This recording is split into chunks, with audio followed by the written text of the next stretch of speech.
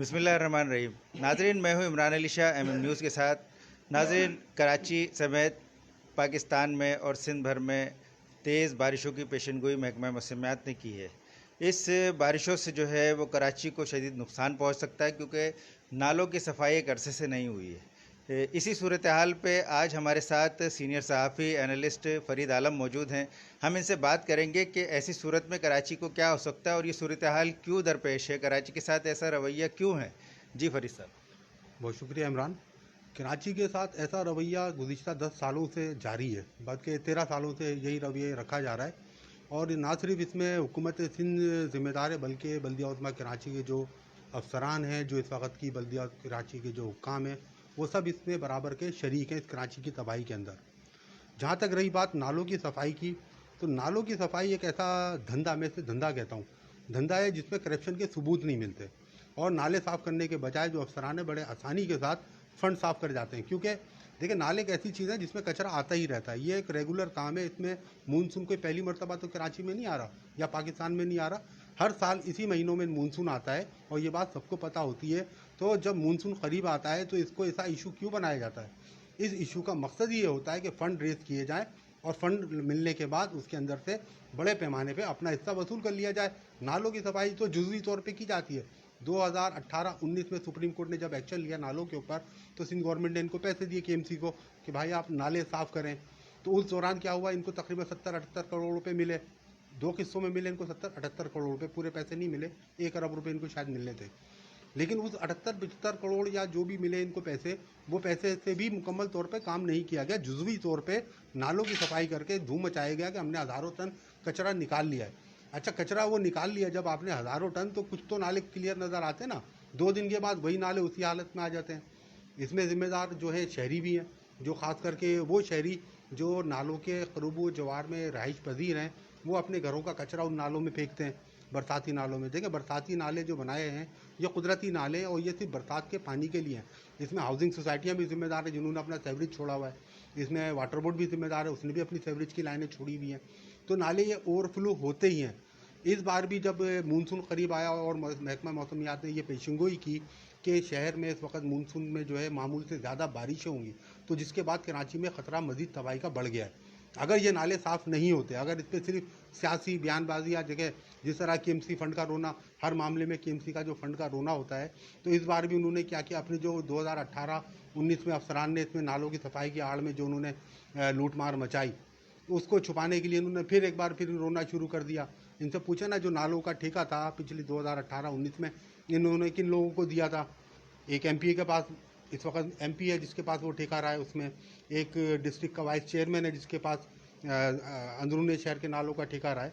तो जब आपस में आप बंदर बाट करेंगे तो नाले साफ़ नहीं होंगे। इस बार सेक्रेटरी बल्दियात ने भी 2 दिन पहले जो एक इजलास मुनक्किद किया इनके शोर मचाने के बाद कि शहर में नाले कैसे साफ़ होंगे। अच्छा, इसमें एक बात और ध्यान में रखिए, वर्ल्ड बैंक ने भी इस पर एक स्टडी की हुई है। कराची के नालों के हवाले से वर्ल्ड बैंक ने इनको कहा था कि आप फौरी तौर पे कराची के ये नाले हैं, इनकी गुजरगाह को सही करें पानी की, नहीं तो इससे बड़ी तबाही आ सकती है। और पिछले तजुर्बात इस चीज़ की गवाह हैं कि ज़रा सी बारिशों के बाद ना सिर्फ जो शहर की सड़कें थी वो नदी नालों में तब्दील हो गई थी, बल्कि नशीबे इलाकों में घरों में 3-3 4-4 फीट पानी जमा हो गया था। और बाज़ जगह तो ऐसी थी जहाँ लोग छतों पे चढ़ गए थे। गुज्जर नाले और इसके जो हमारा ग्रीन टाउन नाला है, औरंगी नाला है, पिक्चर नाला है, ग्लास टावर नाला है, सुलझर बाज़ार नाला है, शाह फैसल नाला है, और इसी तरह कोरंगी का जो नाला है, अभी नाम ध्यान से निकल रहा है मेरे। तो इन नालों की सूरत हाल क्या है? जब आप सालों से काम कर रहे हैं तो नाले क्यों नहीं साफ़ हो रहे? नाले कभी भी नहीं साफ़ होंगे। ये गुज़िश्ता 2 दिन पहले जो इजलास हुआ है, वर्ल्ड सेक्रेटरी बल्दियात के दफ्तर में इजलास हुआ, जिसकी सदारत खुद सेक्रेटरी बल्दियात रोशन शेख साहब ने की थी, जिसमें water board, KMC, DMC, MDA, LDA, KDA के तमाम अफसरान को बुलाया गया था और उनसे तजावीज़ ली गई थी। उसी इजलास के दौरान जो है शहर में ना सिर्फ रैन इमरजेंसी नालों की सफाई के हवाले से निफाज का फैसला किया गया, बल्कि सेक्रेटरी लोकल गवर्नमेंट के दफ्तर में एक सेल कायम किया गया, स्पेशल सेल, और इसके अलावा तमाम जो डीएमसीज़ हैं उसके अंदर भी एक सेल कायम किया गया है। नालों की सफाई के हवाले से हमारे 2 फेज़ हैं। एक फेज़ में जो है केएमसी के जो बड़े नाले शहर के, जिनका मैंने नाम लिया, पिक्चर नाला, ग्लास टावर नाला, सुलझर बाज़ार नाला, औरंगी नाला, नहर क़याम, अच्छा अज़ीम ये शाह फैसल नाला, ये जो बड़े नाले हैं जो हैं, इनकी सफाई की ज़िम्मेदार केएमसी है। और जो शहर के अंदरूनी शहर जो नाले हैं उनकी सफाई के जिम्मेदार ज़िला बल्दियात होती हैं। तो ज़िला बल्दियात में तो एक खेल है ये, नालों की सफाई के नाम पे मशीनरी के पैसे खुर्द-बुर्द किए जाते हैं, फिर डीजल की मद में पैसे खुर्द-बुर्द किए जाते हैं, फिर लेबर की मद में पैसे खुर्द-बुर्द किए जाते हैं, फिर कचरा उठाने की मद में पैसे खुर्द-बुर्द किए जाते हैं। तो ये पूरा एक रैकेट है। नाला सफाई के लिए इसलिए शोर मचाया जाता है कि ज़्यादा से ज़्यादा जो है फंड रेज किया निकाला जाए और उसे हड़प कर लिया जाए। नाला सफाई कोई रॉकेट साइंस नहीं है, पूरी दुनिया में नाले हैं और पूरी दुनिया में बारिशें भी हमसे ज़्यादा होती हैं, वहाँ नाले साफ हो रहे हैं। ये एक रेगुलर प्रोसेस है नालों की सफाई, जो कराची में बदकिस्मती से नहीं की जाती और पैसों के लिए वावेला मचाया जाता है। 2 दिन पहले सेक्रेटरी बल्दियात ने बताया है कि हुकूमत सिंध ने जो है 1 अरब 76 करोड़ 1.76 बिलियन रुपए जो हैं वो नाले की सफाई के लिए मख्तस कर दिए और ये पैसे जो है वर्ल्ड बैंक के मंसूबे के तहत बड़े नालों की सफाई के लिए इस्तेमाल किए जाएंगे। जबकि जो शहर के अंदरून शहर नाले हैं वो ज़िला बल्दियात ज़िला जो है हमारी बल्दिया शर्की है, गरबी है, वस्ती है,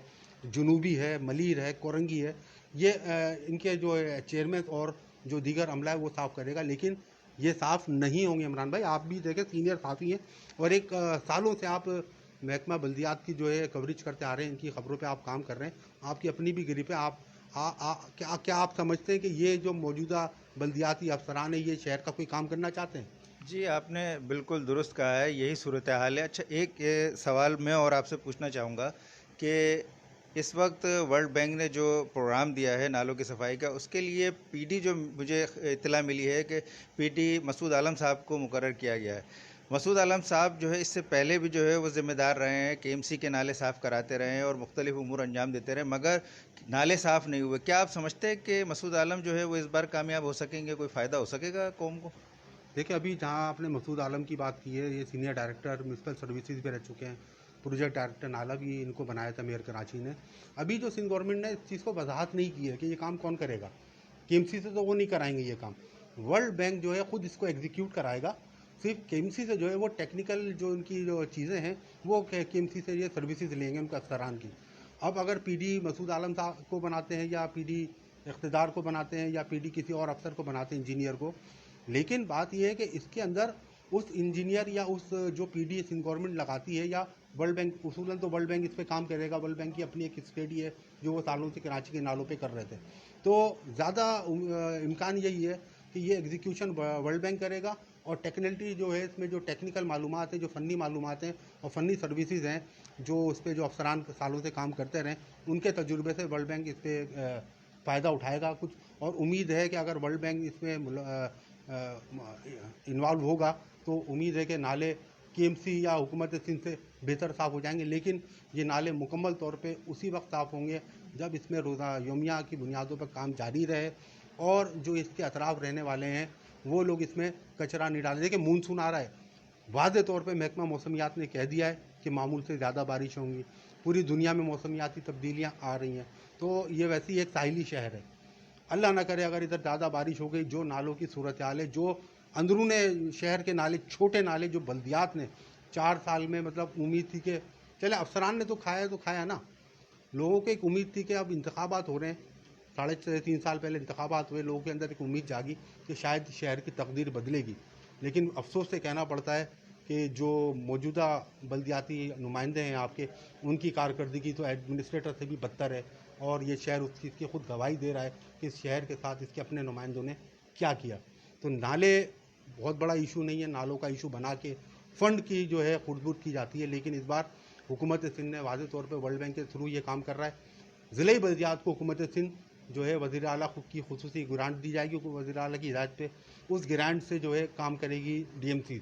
अब देखें उस ग्रांट में डीएमसी के अंदर जो महकमा सैनिटेशन बैठा हुआ है वो किस तरह का महकमा है। करोड़ों रुपए ये लोग कचरा उठाने पे हर महीने खर्च करते हैं।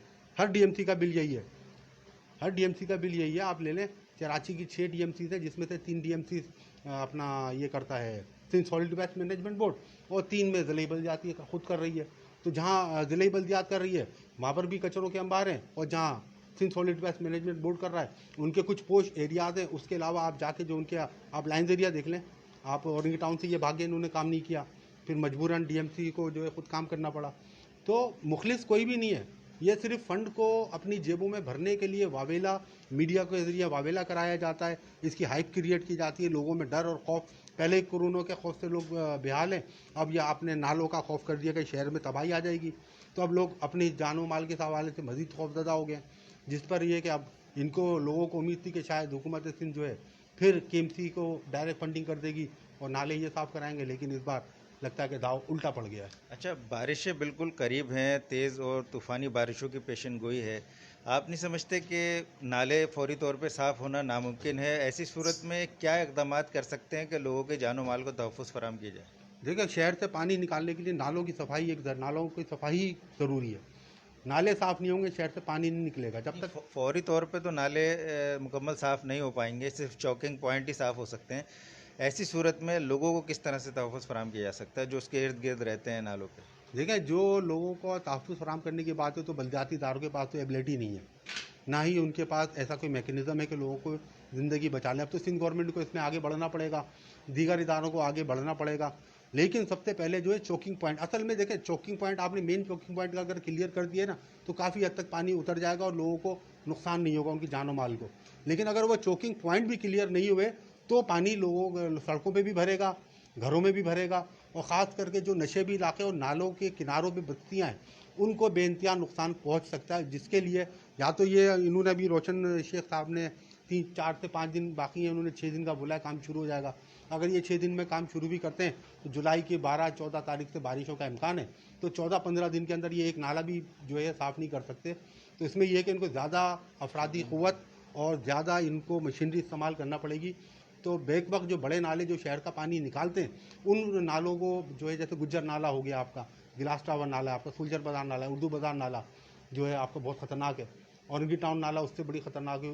तो इन बड़े मेन नालों को जहाँ इनको पता है, इन्होंने स्टडी की हुई है कि कौन से नाले ऐसे जिनको साफ़ किया जाए तो पानी फौरी तौर पर शहर से निकलने लगेगा, तो इनको करना पड़ेगा। उसके साथ साथ जो है, अगर आपने अपने शहर को बचाना है तो जो ज़िले बल्दियात की को अपनी जिम्मेदारियाँ अदा करना पड़ेंगी। जो बरसाती नाले, छोटे बरसाती नाले ज़िले बल्दियात के पास हैं, वो फौरी तौर पर काम शुरू, क्योंकि इनके तो 1 महीने से पहले से बल्दियात की प्रेस रिलीज जारी कर रहे हैं बयान कि हमने नालों की सफाई का काम शुरू कर दिया है। बिल ज़रूर बन रहे हैं इनके, अगर इनका आप फ्रांसिक ऑडिट करवा लें गुज़िश्ता 10, 15, 20 साल का, तो आपको पता लग जाएगा कि सिर्फ नालों की सफाई के नाम पे कई अरब रुपए अब तक ख़त्म हो चुके हैं, लेकिन नालों का कचरा आज तक वहीं लगा हुआ है। इसलिए तो भाई मैं तो साफ साफ ये कहता हूँ, नाला सफाई का काम ही फंड साफ करने के लिए किया जाता है।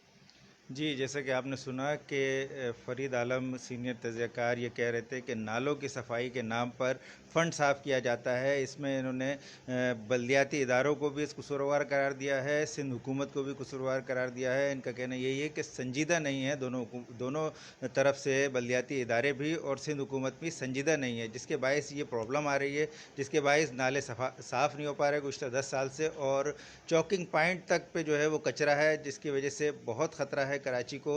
अगर ये फौरी तौर पर इक़दामात नहीं करते और फौरी तौर पर ये काम जंगी बुनियादों पर शुरू नहीं होता, ज़ायद मशीनरी, ज़ायद अफरादी क़ुव्वत लगाकर ये काम नहीं होता, तो कराची ख़तरे में है सैलाब से। जी।